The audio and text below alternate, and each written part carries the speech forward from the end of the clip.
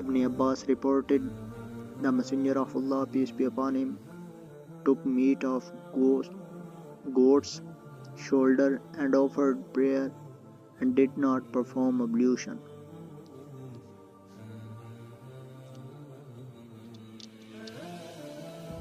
Ibn Abbas reported,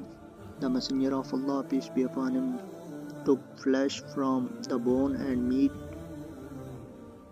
and then offered prayer and did not perform ablution, and in fact he did not touch water. Jafar bin Amir bin Umayyah al-Darmi reported on the authority of his father, who said, I saw the Messenger of Allah, peace be upon him, take slices from goat's shoulder and then eat them and then offer prayer without having performed ablution.